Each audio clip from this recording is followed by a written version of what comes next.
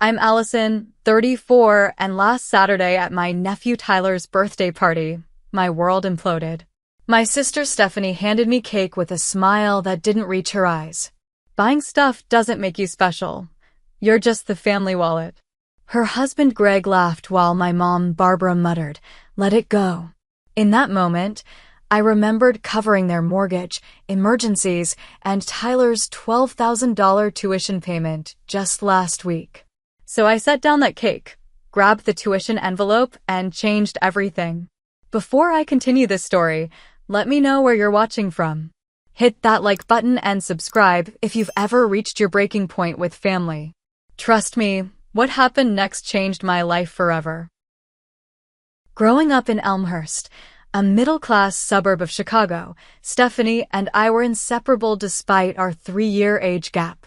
We shared a bedroom with twin beds adorned with matching floral comforters, whispered secrets long after our parents thought we were asleep, and defended each other fiercely at school. Our father worked as an accountant while our mother taught 3rd grade at the local elementary school. We weren't wealthy, but we never went without necessities. Everything changed when I turned 16. The arguments between our parents grew louder, more frequent. Dad started staying late at the office, and Mom's smile appeared less often. When they finally sat us down to announce their divorce, Stephanie, then 19, stormed out of the house. I stayed, watching my mother cry as she explained that Dad had been having an affair with his administrative assistant. Financial stability vanished overnight. Dad moved out and his child support payments were inconsistent at best. Mom picked up extra tutoring jobs, but with the mortgage and bills piling up, we had to downsize to a small apartment. I took a job at the local grocery store, working evenings and weekends while maintaining my grades. Stephanie, who had been attending community college, dropped out, saying she couldn't focus on school with everything happening. When I graduated high school, I had saved enough for my first semester at University of Illinois, majoring in computer science. Those college years were brutal. I juggled 3 part-time jobs while carrying a full course load.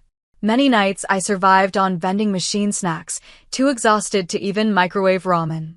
While I was pulling all-nighters coding and studying, Stephanie met Greg at a bar where she waitressed. 6 months later, at 20, she married him. Mom and I scraped together enough for a modest reception at a local community center. After graduating with honors, I landed an entry-level position at a software company in Boston. The starting salary felt like a fortune after years of scraping by. I shared a tiny apartment with 2 roommates, saved aggressively, and continued building my skills. Within 3 years, I had been promoted twice. By 28, I was a senior engineer at TechFusion, one of the most prestigious firms in the industry. That's when the calls from Stephanie started coming more frequently. The first request seemed reasonable. Her car needed repairs, and she was short $600. Just until payday, she promised. I transferred the money immediately, happy to help and expecting repayment. Payday came and went without mention of the loan. When I gently reminded her 2 months later, she sounded offended. "Are you seriously counting pennies with your own sister?" Greg had steady work as a contractor, but there always seemed to be gaps between jobs. Their finances were perpetually in disarray. When Tyler was born 7 years ago, I flew home with a suitcase full of baby clothes and a check to cover Stephanie's unpaid maternity leave. I set up a college fund for my nephew with a $5,000 initial deposit. The pattern established itself so gradually I barely noticed. Every few months, a crisis emerged. Greg's truck broke down, $1,200, their refrigerator died, $950, unexpected medical bills, $3,400. Each time, I transferred funds without question. For Tyler's 5th birthday, they mentioned struggling to afford the party he wanted. I sent $800 for decorations and cake, only to arrive and find they'd spent nearly $2,000 on an elaborate superhero-themed extravaganza. 2 years ago, they called about putting a down payment on a house. The rental market is awful, Stephanie explained. Tyler needs stability and a yard to play in. I contributed $20,000 toward their down payment, telling myself it was an investment in my nephew's well-being. 6 months after they moved in, their roof developed a leak. Another $5,400 from my savings. 3 months after that, Greg's contracting work slowed down during winter. I covered 2 months of their mortgage payments, totaling $3,800. The most significant request came just 3 months ago. Stephanie called, unusually subdued. Tyler's struggling in public school, she explained. The classes are overcrowded, and his teacher says he's not being challenged enough. She and Greg had found a private school with smaller classes and an advanced curriculum. The tuition, $24,000 per year. I agreed to pay for the first semester to see how it goes. Just last week, Stephanie had called in a panic. The school needed the second semester payment immediately or Tyler would lose his spot. I transferred $12,000 that same day. Through all of this, my resentment grew alongside my bank account's depletion. I never explicitly set boundaries, telling myself that family helps family. I justified each payment by focusing on Tyler, who had become the bright spot in my increasingly strained relationship with his parents. During video calls, he would excitedly show me his artwork or tell me about books he was reading. Those moments felt worth every penny. But beneath the surface, tensions simmered.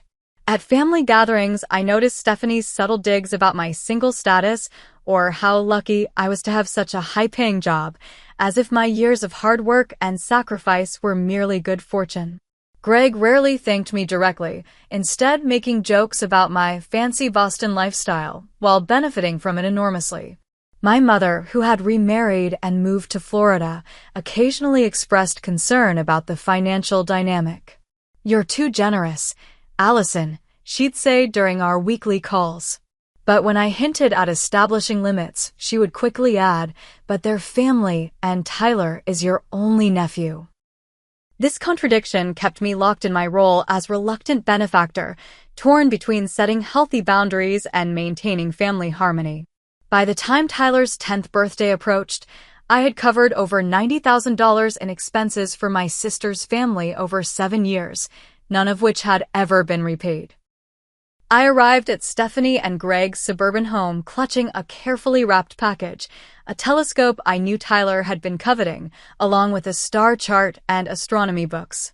At 34, living alone in my Boston apartment, I'd spent hours researching the perfect model for a curious 10-year-old. Not too complicated, but not a toy either. Something he could grow with. The house looked different from my last visit 3 months ago.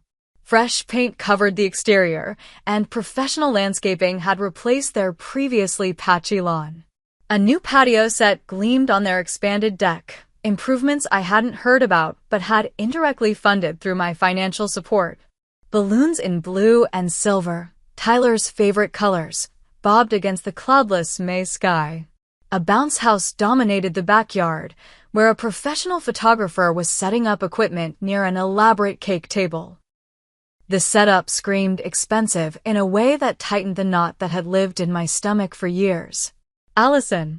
Stephanie's voice rang out as I stepped through the front door.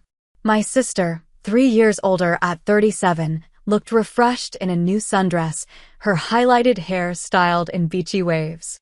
"You made it. Come in, come in." Her hug felt genuine, but I couldn't help noticing the gleaming hardwood floors that had replaced their worn carpet. The furniture was new too, a sectional sofa I didn't recognize and a coffee table that looked straight out of a designer catalog. "Place looks great," I said, fighting to keep my tone neutral. "We finally got around to those updates we've been wanting forever," Stephanie said, waving dismissively. "Greg's cousin works at a furniture store and gave us an amazing deal." I nodded, not mentioning that any amazing deal had been made possible by my covering their essential bills. My eyes caught a framed photo of Tyler in his private school uniform, standing proudly beside his new desk. The uniform alone had cost nearly $400, another expense I'd covered without complaint. Aunt Margaret, our father's sister, cornered me by the appetizer table. "Your sister's done wonders with this place," she said, gesturing with her wine glass. "Though between us, I'm surprised they can afford all this on Greg's irregular work schedule. Construction is so unpredictable." I smiled tightly. "They're managing." The words tasted bitter. More relatives arrived, cousins with children Tyler's age, Greg's boisterous family, neighbors, and school friends. I stood at the periphery, watching Stephanie work the room like a seasoned hostess. When she introduced Tyler's teacher from his private school, she didn't mention who was paying the tuition that made that relationship possible. "Look who's here," Stephanie announced as our mother Barbara arrived with her husband Frank. At 65, Mom looked tanned and rested from her Florida lifestyle. She hugged me warmly, whispering, "You look tired, sweetie," in that way mothers do. "Work's been busy," I replied, not mentioning the overtime I'd been putting in to rebuild my savings after the latest tuition payment. "Aunt Allison." Tyler's voice cut through my thoughts as he barreled into me with the full force of his 10-year-old enthusiasm. "You came. Wouldn't miss it, buddy." My genuine smile emerged for the first time that day. "Did you bring me something cool?" His eyes gleamed with anticipation. Before I could answer, Stephanie appeared beside us. "Tyler, that's not polite." "It's okay," I said, ruffling his hair. "And yes, I think you'll like it." When gift opening time arrived, Tyler tore through packages of video games, sports equipment, and clothing with the efficiency of a child who has been the center of attention his whole life. When he reached my package, I sat forward slightly. The telescope emerged from its wrapping, gleaming black and silver in the afternoon light. Tyler's eyes widened as he realized what it was. "Whoa! A real telescope." He immediately began examining the dials and lenses. "There are books in there too," I said. "Star charts. We could go stargazing sometime." "Cool," Tyler exclaimed, already reaching for the next gift. Stephanie glanced at the telescope with a tight smile. "That's nice. Though we don't really have space for more big stuff in his room with all the new furniture." Turning to the assembled guests, she added loudly, "My sister always goes overboard with the expensive gifts." Several guests chuckled. Someone muttered, "Must be nice having a rich sister." I felt my face flush. The telescope had cost less than a third of what they'd spent on this party, a party I was certain they couldn't afford without my financial cushion. As the gift opening concluded, I retreated to the kitchen for a moment of quiet. My mother followed me in, her expression concerned. "You seem upset," she said, leaning against the counter. "Everything okay? Do you think it's normal?" I asked abruptly. "The way they depend on me financially?" Mom sighed, glancing toward the door to ensure we weren't overheard. "Your sister has always been less practical about money, but she's giving Tyler a wonderful life." "No," I corrected. "I'm giving Tyler a wonderful life." "They're taking credit." "Allison," Mom said, her tone shifting to the one she'd used when we were children squabbling over toys. "They're family. Tyler is your nephew. Let's not create drama on his birthday." "It's not about the money itself," I tried explaining. "It's about the complete lack of acknowledgement. The entitlement. Last week's tuition payment wasn't even followed by a thank you." Mom patted my arm. "That's just how Stephanie is. You know she appreciates you, even if she doesn't say it." Then, lowering her voice, she added, "Just let it go for today. For Tyler's sake." Before I could respond, Stephanie burst into the kitchen. "There you are. It's cake time." Her eyes narrowed slightly at our private conversation. "Everything okay in here?" "Just catching up," Mom said smoothly. "Coming now." As we followed Stephanie back to the crowded living room, I recalled her frantic call just last week about the tuition payment. "It's due tomorrow, Allie. They'll give his spot to another kid if we don't pay." There had been real fear in her voice then, fear that their carefully constructed facade of financial stability would crumble. I had transferred the money immediately, as I always did. And as always, the gratitude lasted only as long as the crisis. The birthday cake was a marvel of professional confectionery, 3 tiers of blue fondant decorated with silver stars and planets to match Tyler's space obsession. Another expense I hadn't been told about but suspected I was indirectly funding. Everyone gathered around the dining table as Stephanie lit all 10 candles with flourish. Tyler stood beaming at the head of the table, his paper crown slightly askew. Smartphones rose in unison to capture the moment. "Make a wish, sweetheart," Stephanie encouraged as Tyler took a deep breath. After the candles were blown out to applause and cheers, Stephanie began cutting perfect slices. Greg stood beside her, playing the proud father, his arm draped casually around her waist. They looked like the perfect family, successful, happy, thriving. Stephanie handed me a slice on a paper plate decorated with rocket ships. "Here you go, sis," she said, and then added loudly enough for nearby guests to hear. "Buying stuff doesn't make you special. You're just the family wallet." Her tone was light, as if she were making a harmless joke between sisters. But the words landed like a physical blow. Greg laughed, that booming laugh that had always grated on my nerves. A few other guests chuckled uncomfortably, not fully understanding the context, but sensing the edge in her words. My mother, standing nearby with her own slice of cake, murmured, "Let it go." But I couldn't. In that moment, time seemed to slow as 7 years of financial sacrifices flashed through my mind. The $600 car repair that was never repaid. The $3,400 in medical bills when Tyler had pneumonia. The $20,000 down payment on their house. The $5,400 emergency roof repair. The $3,800 in mortgage payments during Greg's slow period.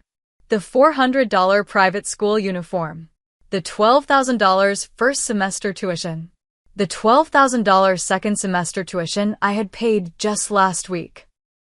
Every check written, every bank transfer made, every credit card charge authorized, all while I delayed my own life goals. The condo I couldn't afford because my savings had been depleted. The vacation I'd canceled to cover their mortgage. The reduced retirement contributions that would affect my future security. And now, this public diminishment of my role in their lives, reduced to an open wallet, a financial resource to be tapped without acknowledgement or gratitude. My fingers tingled as blood rushed to my face. The cake plate felt suddenly heavy in my hands. Around me, conversations continued, but all I could hear was the rushing of blood in my ears and the echo of Stephanie's words, "You're just the family wallet." With deliberate calm that belied the storm inside me, I set the untouched cake on the table. No one noticed at first as I walked across the room to the gift table, where envelopes containing checks and gift cards were propped against wrapped presents. I knew exactly which envelope I was looking for, the one I had brought as a backup, containing the confirmation of my tuition payment and a note about setting up automatic payments for the coming year. It was my real gift, beyond the telescope, financial security for Tyler's education. My fingers closed around the cream-colored envelope. As I turned, I found several pairs of eyes watching me curiously, including Stephanie's. "Everything okay, Allie?" she asked, a note of confusion in her voice. I held up the envelope. My voice, when it came, sounded distant even to my own ears. "Good luck covering next semester," I said clearly. "I just canceled the payment." The room went silent. Stephanie's smile froze on her face. Greg stopped mid-conversation. My mother's cake fork clattered against her plate. "What are you talking about?" Stephanie's voice had risen an octave. "I'm done being the family wallet," I said, surprised by how steady I sounded. Tyler deserves better than parents who mock the person funding his education. I turned and walked toward the front door, aware of the stunned silence behind me. Someone, one of the cousins, perhaps, whispered, "What just happened?" Stephanie's voice rose in panic. "Allison, stop. You can't be serious." Greg's heavier footsteps followed. "Come on, it was just a joke. Lighten up." I reached the front door and pulled it open, the May sunshine momentarily blinding me. Behind me, my mother called, "Allison, please don't do this today. It's Tyler's birthday." That nearly stopped me. Tyler, my innocent nephew caught in the middle of adult dysfunction. But then I remembered, this was about Tyler too. About teaching him that people shouldn't be valued merely for what they can provide materially. Without looking back, I walked to my rental car, slid into the driver's seat, and drove away from the party. In the rearview mirror, I could see Stephanie on the front lawn, Greg restraining her as she gesticulated wildly. Several party guests had spilled onto the porch, witnessing the family drama unfold. The first mile passed in a blur. My hands trembled on the steering wheel as adrenaline coursed through my system. Had I really just done that? Had I actually walked out of my nephew's birthday party after publicly announcing I was cutting off financial support? By the third mile, my phone was buzzing incessantly. Stephanie's name flashed on the screen again and again, interspersed with calls from my mother. I silenced the ringer without answering. I drove aimlessly for nearly an hour, eventually finding myself at a small park overlooking a lake. Sitting on a bench, I finally allowed the emotions to wash over me: anger, guilt, relief, sadness, even a surprising sense of liberation. When I finally checked my phone, I had 17 missed calls and 32 text messages. Stephanie's texts ranged from furious, "How could you embarrass us like that?" to desperate, "Please call me, we need to talk about this." My mother's were more measured, but equally urgent. "Call me. We can fix this." But the message that broke my heart was from Tyler, sent from Stephanie's phone. "Aunt Allie, why are you mad? Don't you love me anymore?" That night in my hotel room, I stared at the ceiling, wondering if I had just destroyed my relationship with my only nephew. But deeper than that fear was the certainty that something had to change. The pattern of financial exploitation had to end, even if it meant temporary pain for everyone involved. I had been an enabler for 7 years. Today, I had finally said enough. By Sunday morning, my phone had nearly exploded with notifications. Stephanie had called 23 times and sent 47 increasingly frantic text messages. "Answer your damn phone. You can't just drop a bomb like that and disappear. The school needs payment by Friday or they'll give away a spot. How could you do this to Tyler? He's just a kid." Mom is beside herself. "Are you happy now? Please, Allie. We need to talk about this. We can't afford this school without you, and you know it." My mother had called 12 times, her voicemails progressively more strained. "Allison, I understand you're upset, but this isn't the way to handle it. Please call Stephanie. She's falling apart.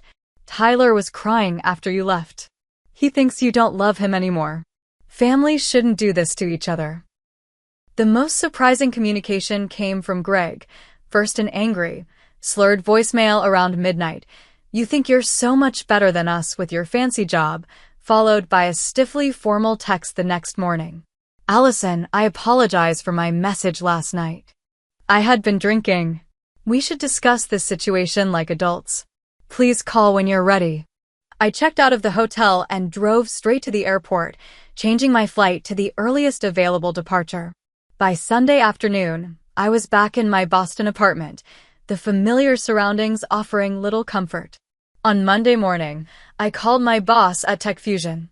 "Janet, I need to take some personal time." I explained that a family situation required my attention, intentionally vague on details. "Take the week," she said without hesitation. "Your projects are ahead of schedule anyway." With work handled, I faced the harder task, responding to my family. I texted Tyler first, knowing he was the innocent party in all this. "I love you very much, buddy.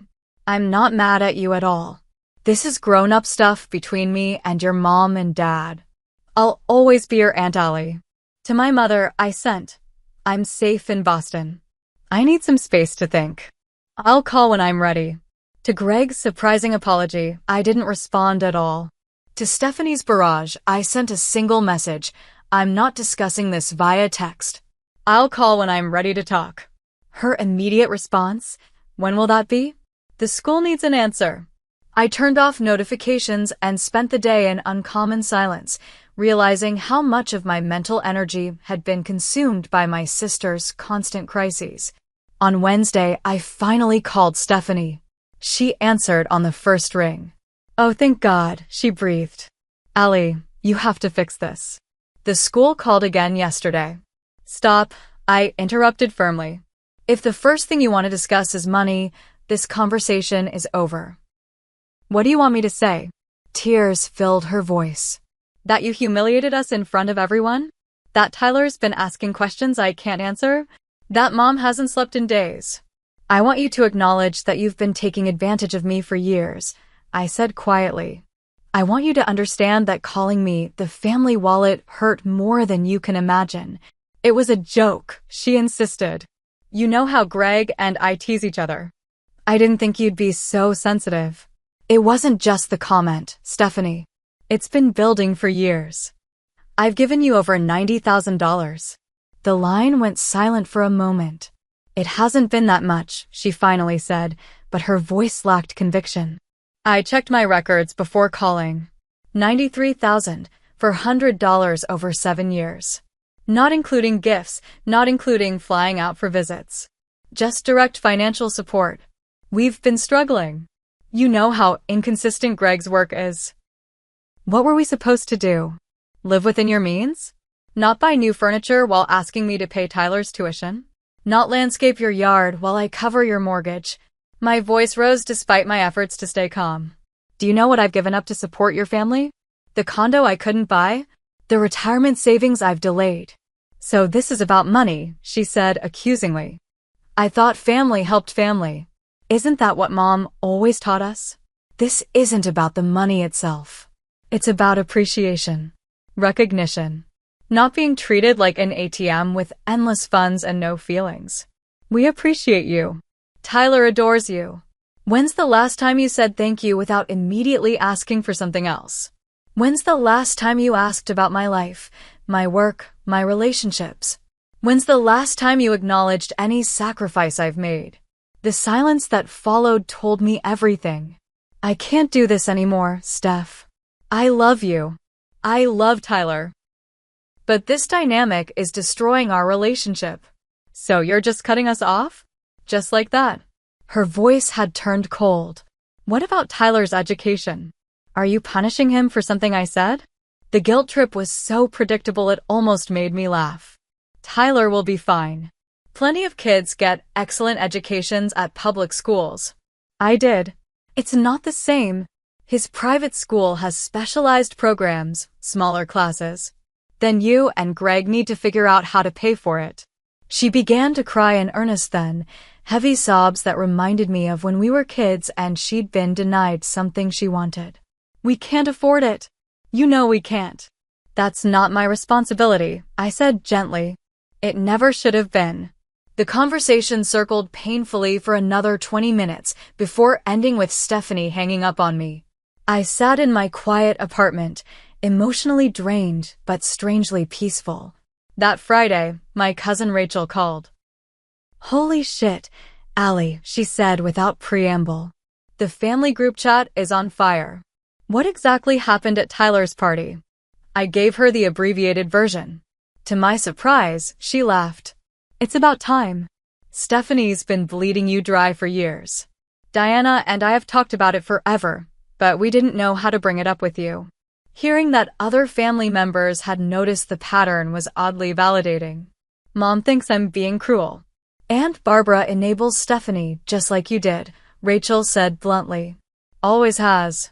Throughout the following weeks, family lines were clearly drawn. My mother called daily, alternating between guilt trips and tentative acknowledgments that perhaps the situation had gotten out of hand. My father, with whom I maintained a cordial but distant relationship, surprised me by calling to say he was proud of me for standing up for myself. The most unexpected development came when Tyler called from his friend's phone. "Aunt Allie? Are you still mad at us?" His innocent question broke my heart. "No, buddy. I was never mad at you. Mom says I might have to change schools because you don't want to help anymore. I closed my eyes, imagining his confused expression. That's not exactly right. I've helped your mom and dad with a lot of money for a long time, and sometimes grown-ups need to make changes so relationships stay healthy. Like when I had to stop letting Dexter copy my homework because he never did his own work. I smiled at his simple but accurate analogy. Exactly like that. I think I understand. Mom's been crying a lot. Dad's been looking at job websites. Things will get better, I promised. And no matter what, I'm still your aunt, and I still love you. Can we still go stargazing with my telescope sometime? Absolutely. By the end of the month, I had started seeing Dr. Morgan, a therapist specializing in family dynamics. In our first session, I broke down describing the birthday party incident. It sounds like you reached your breaking point, Dr. Morgan observed. These patterns usually collapse eventually. I feel guilty about Tyler. That's natural. But consider this. What example were you setting by allowing yourself to be exploited? What lessons was Tyler learning about relationships? That question haunted me for days afterward. What had Tyler been learning from watching his parents treat me like a resource rather than a person? That relationships were transactional? That some people existed merely to provide for others? Perhaps my boundary setting, though painful, was actually the healthier example he needed to see. The summer stretched before me like uncharted territory. For the first time in years, I didn't plan my vacation around visiting Stephanie's family. I didn't budget for emergency funds that might be needed for their latest crisis. I didn't check my phone constantly for texts beginning with "hate to ask," but the freedom was simultaneously exhilarating and disorienting. 2 weeks after the birthday party incident, I met my friend Jenna for dinner at our favorite Thai restaurant. I realized with a pang of guilt that I hadn't seen her in nearly 3 months, despite her living just across town. The prodigal friend returns, Jenna teased as I slid into the booth. I was beginning to think you'd forgotten me. I've been preoccupied, I admitted, then found myself pouring out the entire story between bites of pad thai. Jenna listened attentively, her expression shifting from surprise to outrage to satisfaction. I've been watching this happen for years, she said when I finished. Remember when you couldn't come to my 40th birthday trip because Stephanie needed help with Tyler's summer camp deposit? I winced, recalling the missed weekend in Nantucket. I'm sorry I've been so absent. Don't apologize to me, Jenna said firmly. Apologize to yourself for all the experiences you've missed while subsidizing your sister's lifestyle. That conversation sparked a painful inventory of what I'd sacrificed beyond money. Friendships had withered from neglect. My dating life had stalled, partly from being too busy with work and family obligations, partly from the financial strain of supporting 2 households. My own dreams had been indefinitely deferred while I helped fund someone else's. The following weekend, I called Heather, another friend I'd neglected. We spent Sunday hiking the trails at Middlesex Fells Reservation, catching up on months of missed connections. When she invited me to join her photography class, I surprised myself by agreeing immediately instead of my usual, "let me check my schedule," which really meant, "let me make sure there's no pending crisis with Stephanie." Dr. Morgan suggested I join a support group for emotional caretakers, people who habitually put others' needs before their own. In my first meeting, I listened to stories so similar to mine it was uncanny. The guilt, the manipulation, the exhaustion of being everyone's safety net. I realized I wasn't actually helping my brother by constantly rescuing him, said Kevin, a soft-spoken man in his 40s. I was keeping him stuck in a cycle of dependence. My mother still calls me selfish for setting boundaries, shared Lucia, a woman who could have been Stephanie's twin in her mannerisms. But for the first time in my life, I'm pursuing my own dreams without apology. Their stories reinforced what Dr. Morgan had been telling me. Healthy relationships require boundaries. Genuine love doesn't exploit. Supporting others shouldn't mean erasing yourself. In late June, I faced a task I'd been avoiding, calculating exactly how much financial support I'd provided to Stephanie's family. Sitting at my kitchen table with bank statements, spreadsheets, and a glass of wine, I documented every transfer, every check, every emergency payment. The final tally made me physically ill. $93,400 over 7 years. With that amount, I could have made a substantial down payment on a Boston condo. I could have maxed out my retirement contributions every year. I could have taken a sabbatical to travel. I could have funded my own dreams instead of someone else's. That night, I cried myself to sleep, not from anger at Stephanie, but from mourning the opportunities I'd surrendered without fully understanding the cost. July brought another unexpected development. I matched with Michael on a dating app, a software architect with kind eyes and a passion for kayaking. On our first date, when he asked about my family, I gave an abbreviated version of recent events. Instead of the awkward sympathy I expected, he nodded with understanding. My brother was the same way. Took me years to realize I wasn't helping him by being his personal bank. There was something powerfully connecting about finding someone who understood that specific struggle without judgment. Our second date stretched to 5 hours as conversation flowed effortlessly.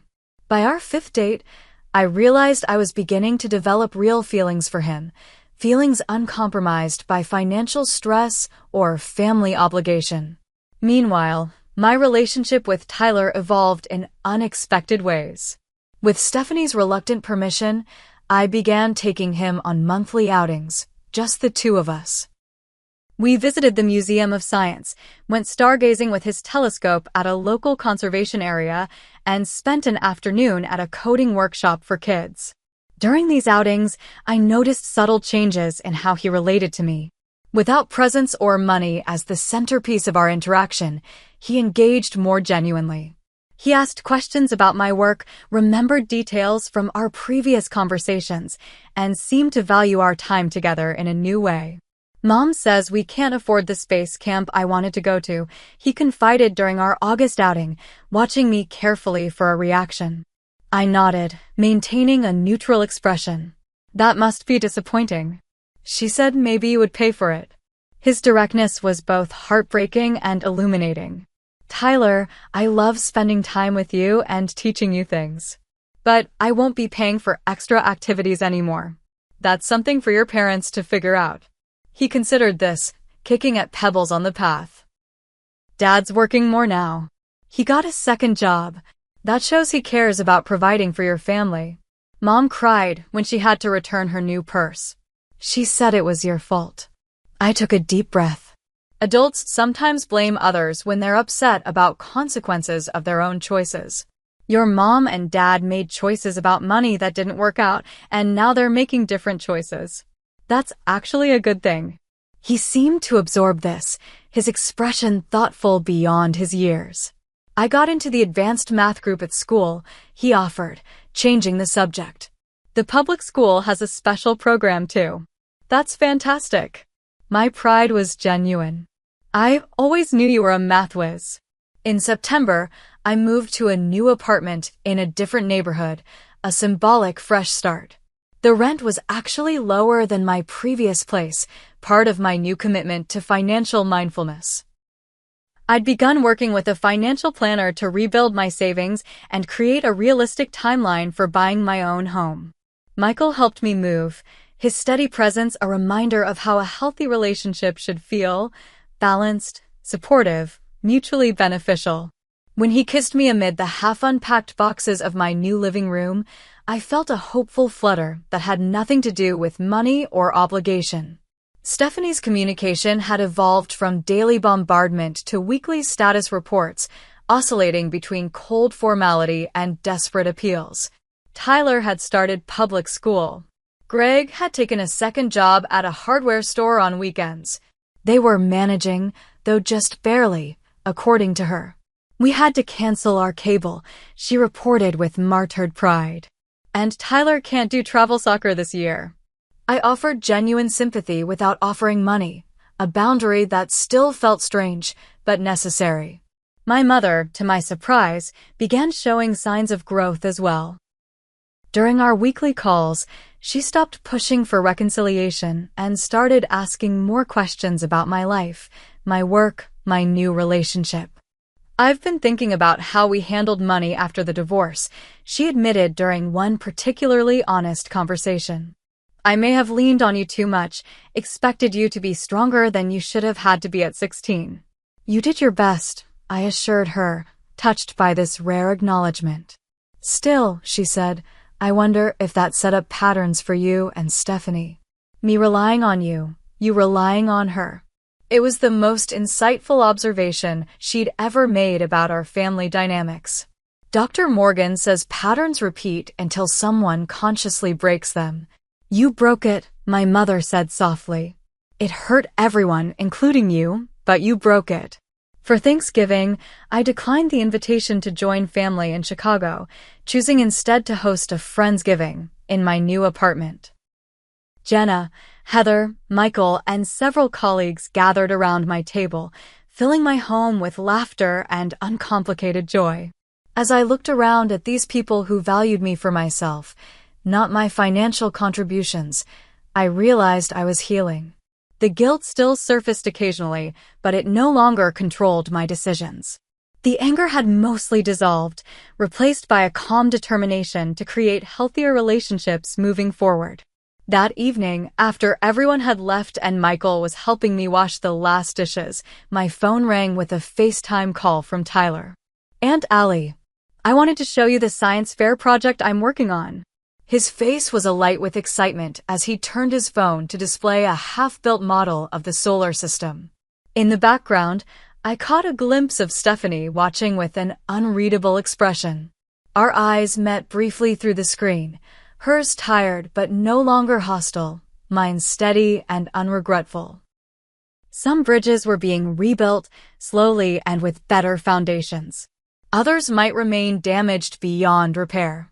But for the first time since that fateful birthday party 6 months earlier, I felt confident that I'd made the right choice, not just for my financial health, but for the authenticity of all my relationships going forward.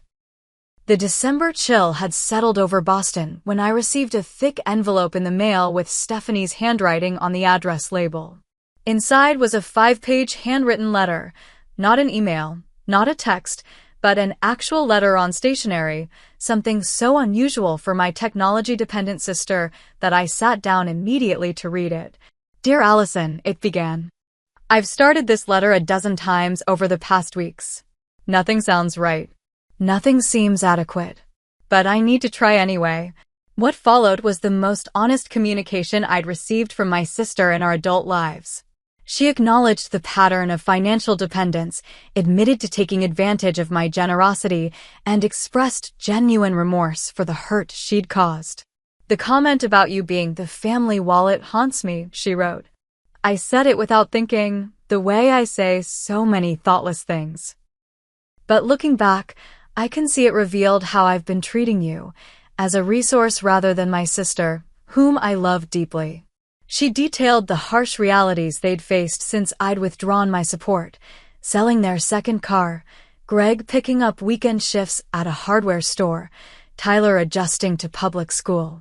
But rather than framing these as accusations, she presented them as necessary corrections.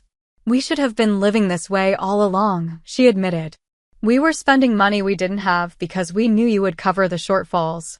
That wasn't fair to you, and it wasn't teaching Tyler good values." The letter ended with a request, not for money, but for a chance to talk in person. "I'm not asking for financial help. I'm asking for a chance to begin rebuilding our relationship, the real one, not the unhealthy dynamic we fell into. I miss my sister." I read the letter 3 times, emotions swirling. Dr.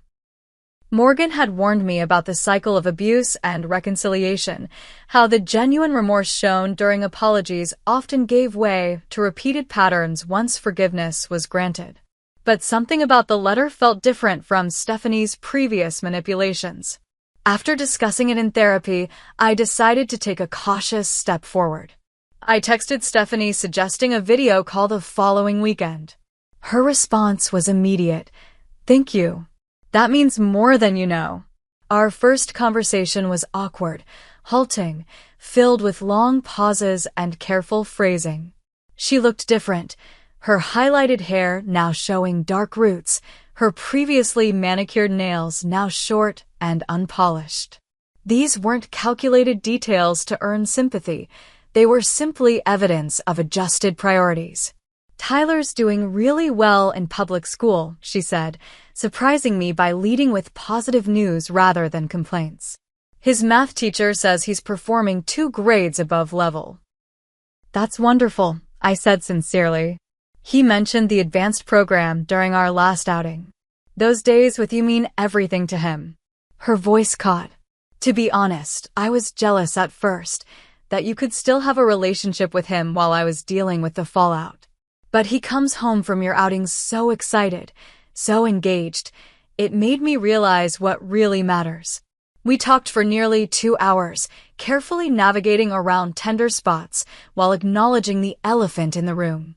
No, I would not resume financial support. Yes, I still love them. No, things couldn't go back to how they were before. Yes, I was open to building something new. In January, I agreed to meet for coffee during my next trip to Chicago. The cafe we chose was modest, a far cry from the upscale establishments Stephanie had preferred in the past. She arrived before me, already seated with 2 steaming mugs. "I wasn't sure if you still take your coffee black," she said as I slid into the booth. "Some things never change," I replied, accepting the mug gratefully. The conversation flowed more easily in person, though undercurrents of tension remained.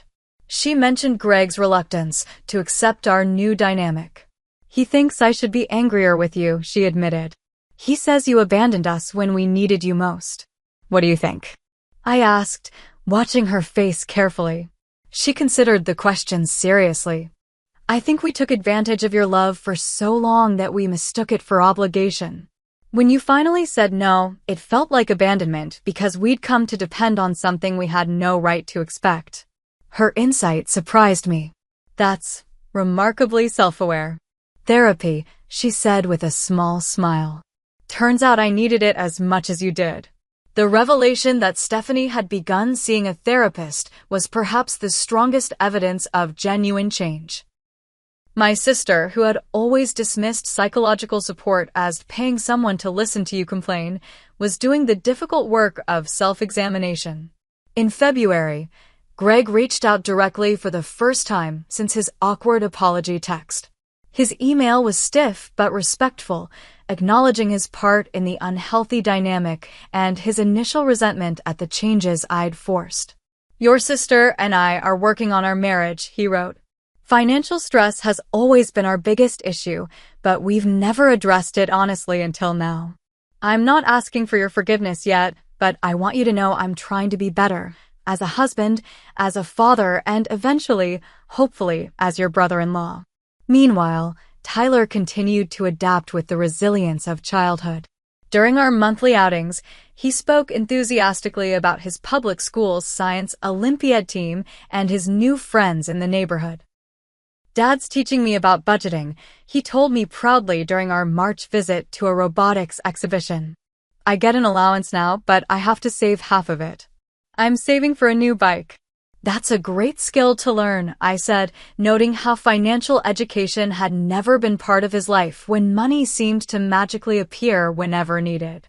"Mom says we have to be careful with money now, but she says it's actually better this way." He looked at me with those innocent eyes. "She says we're more honest now."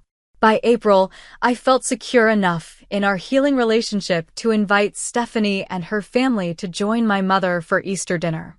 I suggested a restaurant to neutral territory, but Stephanie countered with a surprising alternative. "Could we host at our house?" she asked. "Nothing fancy, just a simple meal.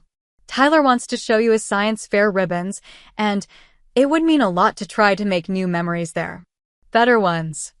I agreed with some trepidation. Returning to the house where our relationship had imploded felt symbolically significant, but emotionally risky. The difference in their home was immediately apparent when I arrived. The expensive furniture had been replaced with more modest pieces. Family photos had taken the place of designer decor. The atmosphere felt warmer, more authentic, less like a showpiece. Greg greeted me with an awkward handshake that turned into an equally awkward side hug. "Thank you for coming," he said, and I could see the effort behind his words. Dinner was simple: a ham, roasted vegetables, rolls from a local bakery. No lavish spread designed to impress, just a family meal prepared with care. My mother watched the interactions with barely concealed amazement, witnessing a dynamic she'd never thought possible. After dessert, as my mother and Greg cleaned up in the kitchen, Stephanie and I stepped onto the back porch for a moment alone.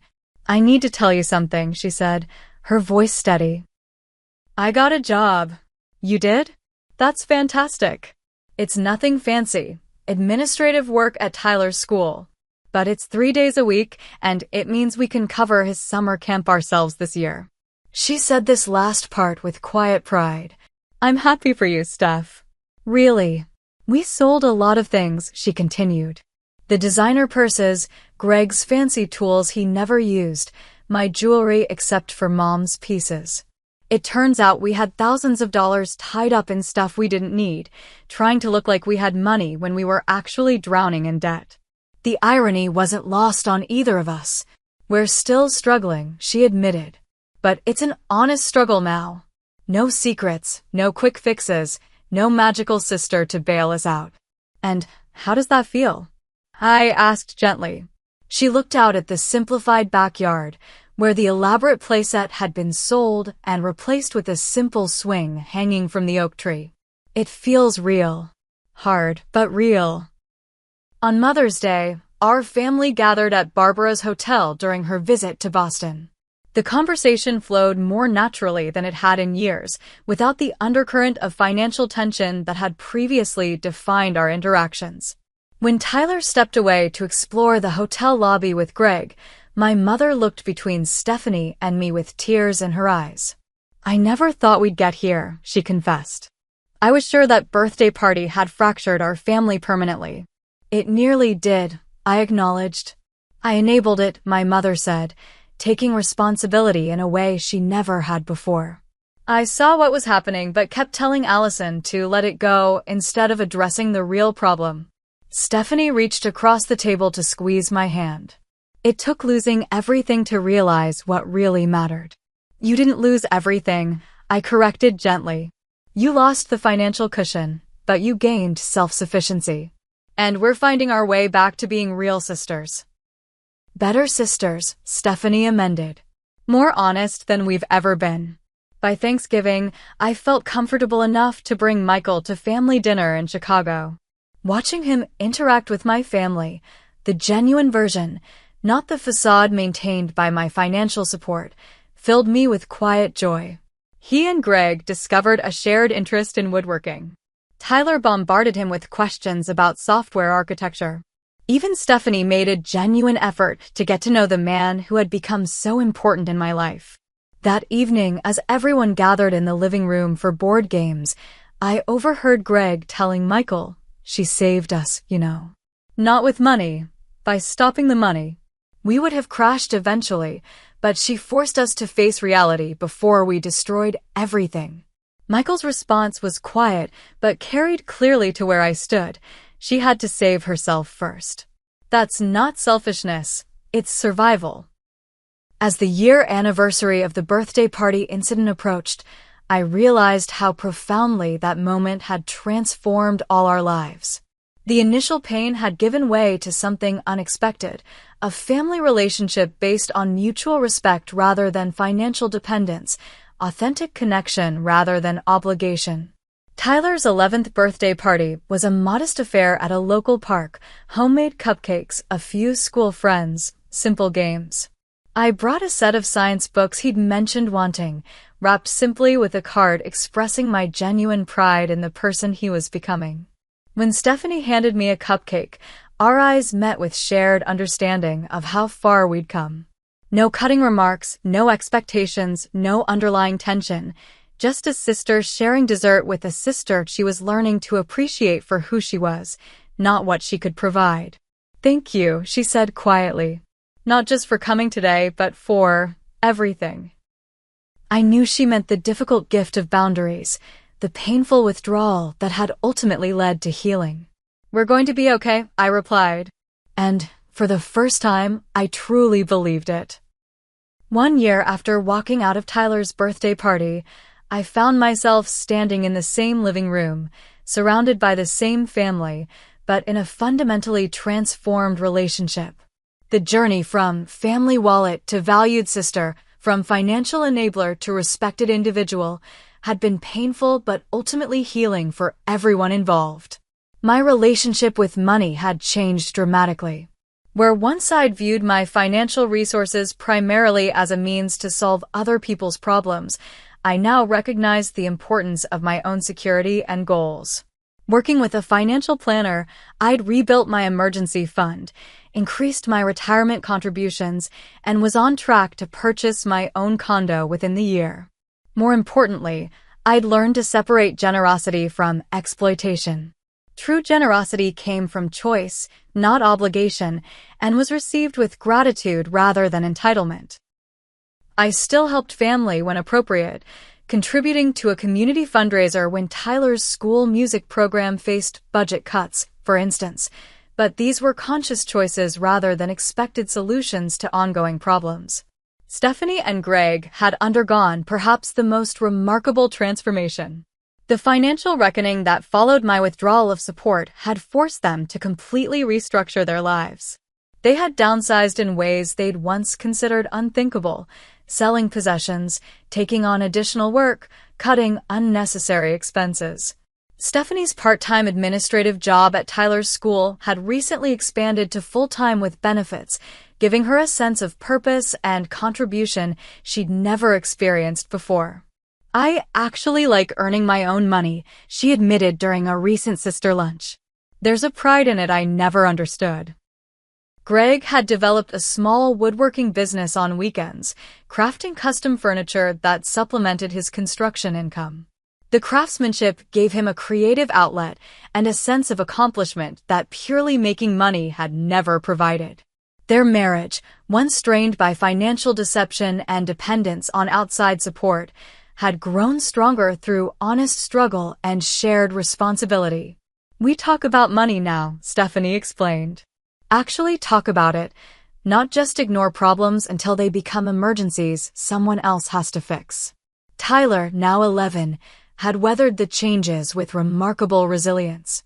His transfer from private to public school had initially seemed like a step backward, but he thrived in the more diverse environment, developing stronger social skills and maintaining his academic excellence.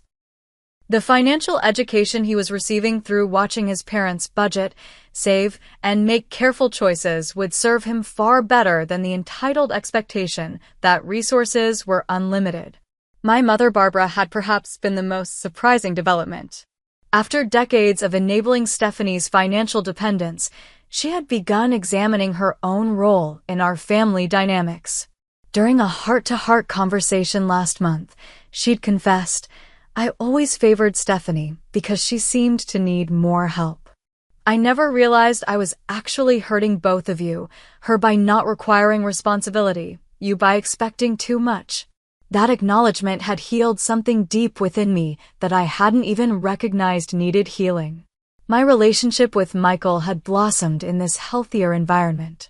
Without the constant drain of family financial crises, I had emotional and financial resources to invest in building something meaningful.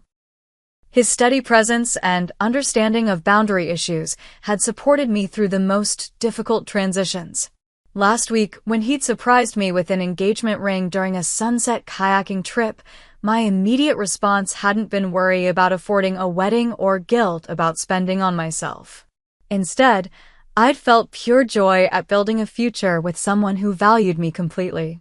The final piece of healing came, unexpectedly, during a quiet moment at Tyler's 11th birthday party. As families mingled in the park and children played tag between picnic tables, Stephanie approached me with 2 cups of lemonade. "Remember last year?" she asked, sitting beside me on a bench. "Hard to forget," I replied, accepting the drink. I was so angry when you walked out. I thought you were being cruel and selfish." She stared out at the children playing. "It took me months to understand you were actually being kind, not just to yourself, but to us." "I didn't feel very kind at the time," I admitted. "The financial dependence was destroying us from the inside out. We just couldn't see it because it was easier than facing reality." She turned to me, her expression sincere. "You know what Tyler said to me last week?